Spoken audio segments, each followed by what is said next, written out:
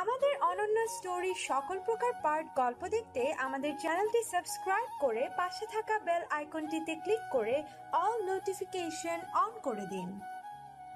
খুব সকাল হয়ে আছে, রশিদি আমাকে বাধা আছে, চোখ আবছা হয়ে আছে। দেখলাম কে যেন আসছে আমার দিকে। আরে এ তো তিথি। কিরে ফকিন্নির বাচ্চা, কেমন দিলাম? খুব আহাতকে দিয়ে সেদিন আমাকে চর খাইয়েছিলে, এখন বুঝ ঠেলা কেমন লাগে। কিন্তু তুমি কেমনে জানলে আমি সেই রাতে রিক্সা চালাচ্ছিলাম? আমি তোকে এইভাবে আটকানোর কোনো প্ল্যান ছিল না। দেখলাম তুই রিক্সা দিয়ে যাচ্ছিস, তাই তোকে ফাঁসানোর জন্য এমন প্ল্যান করি। এবার জেলে পচে মর। আজ শরীর ভীষণ দুর্বল, পুলিশ খুব মেরেছে রাতে। অপরদিকে আহাদ আমাকে স্কুলে না পেয়ে সোজা বস্তিতে চলে গেল, কিন্তু ওখানেও আমাকে পেল না। ওর মাথায় টেনশন হতে লাগলো, তাই আবারও স্কুলে গেল। গিয়ে গাছের আড়ালে দাঁড়ালো। তিথি ওদের বান্ধবীদের সাথে গল্প করছে। জানিস, ওই ফকিন্নির বাচ্চাকে মিথ্যা ধর্ষণের দায়ে পুলিশে দিয়েছি। ও তাই নাকি? খুব ভালো করেছিস। আজ তোদের সবাইকে ট্রিট দিব।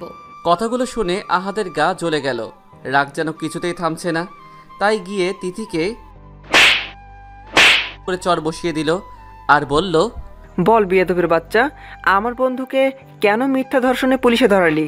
তুই আমাকে মারলি? আহাত, তোকে আমি দেখে নেব।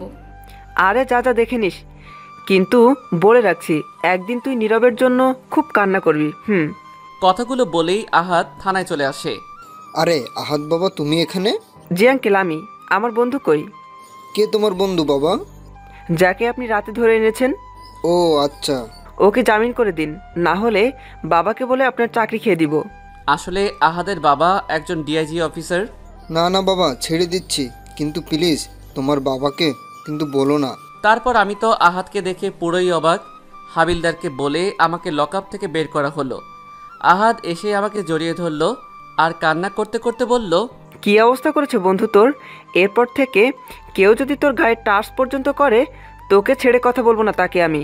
তারপর আহাদ আমাকে তার বাসায় নিয়ে গেল। কলিং বেল চাপ দিতেই একটা মহিলা দরজা খুলল। আসসালামু আলাইকুম আন্টি। ওয়ালাইকুম আসসালাম। কে তুমি বাবা? মা, ও আমার বন্ধু, আগে ভিতরে আসতে দাও, তারপর সব বলবো। আচ্ছা বাবা। তারপর ভিতরে গেলাম। সন্ধ্যা হয়ে এসেছে, তাই কিছু খেয়ে আহাদ তার বাসার ছাদে নিয়ে গেল। দুজনে ছাদে গেলাম। তারপরে প্রাকৃতিক আবহাওয়া নিতে লাগলাম, মন ভালো হয়ে গেল। আচ্ছা, ওই যে ওই বাড়িতে দেখছিস বন্ধু? কোনটা? আরে পাশের ফ্ল্যাটের ওই উঁচু বিল্ডিংটা। দেখতে পাচ্ছি। কেন, ওটা তোদের বিল্ডিং নাকি? আরে পাগল না, ওটা তিথিদের বিল্ডিং।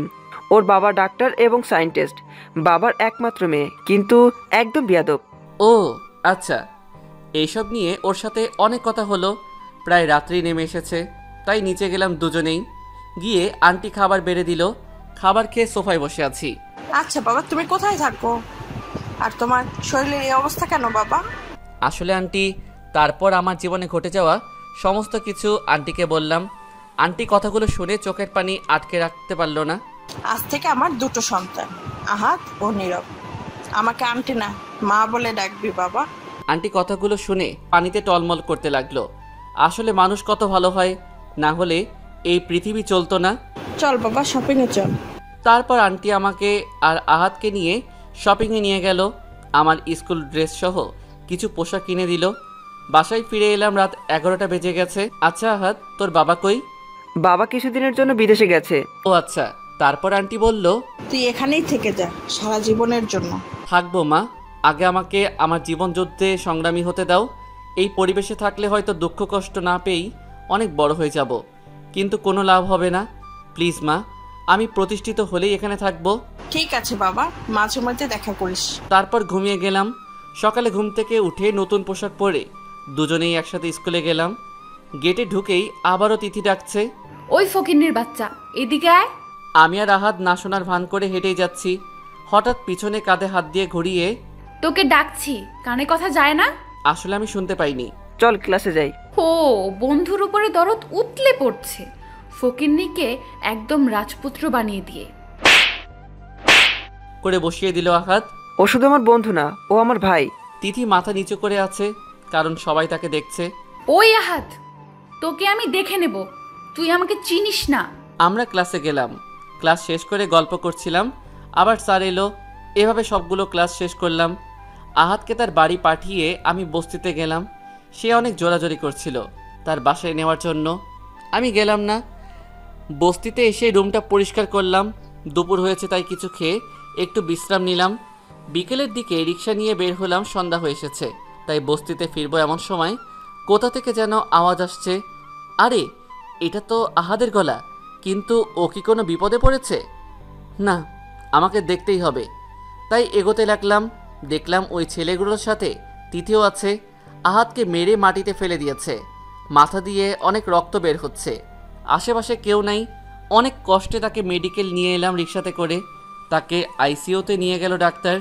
কিছুক্ষণ পরে ডাক্তার এসে বলল, দেখো বাবা, পেশেন্টের অনেক রক্ত পড়েছে, এখনই 2 ব্যাগ A+ গ্রুপের রক্ত লাগবে, নয়তো পেশেন্টকে বাঁচানো যাবে না। স্যার আমার রক্ত A পজিটিভ, আমার রক্ত দিয়ে ওকে বাঁচান স্যার প্লিজ।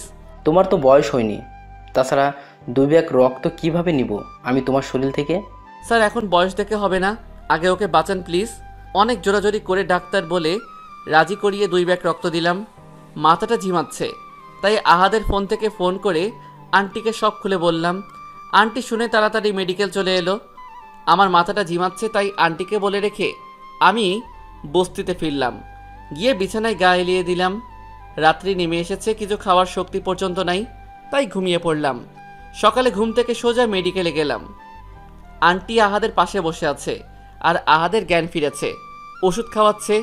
দরজায় দাঁড়িয়ে আছি আমি, হঠাৎ আহাদ দেখে বলল, আরে নীরব, ও এখানে কেন? ভিতরে আয়। আচ্ছা কেমন আছিস এখন তুই? আমি সুস্থ।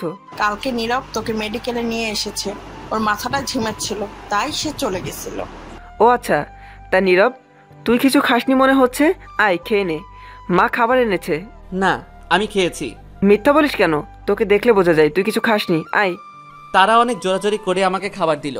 খাবার প্লেট হাতে নিয়ে বসলাম, তখন যেন মাথাটা ঝিমাচ্ছে, সাথে সাথে অজ্ঞান হয়ে গেলাম আমি। আরে নীরব বাবা, কি হলো তোর? নার্স নার্স তাড়াতাড়ি আসেন। তারপর 2টা নার্স এসে আমাকে একটা বেডে শোয়ালো। ডাক্তার এলো। আরে এ তো কালকে আপনার ছেলেকে 2 ব্যাগ রক্ত দিয়েছে, ওকে আমি বিশ্রাম নিতে বলেছিলাম, কিন্তু কি করছেন আপনারা? তারপরে আন্টি আর আহাদের চোখে ছলছল জল নিয়ে কান্না করতে থাকে। ডাক্তার ওনাকে ভালো করে দিন, যত টাকা লাগে সব আমি দিব।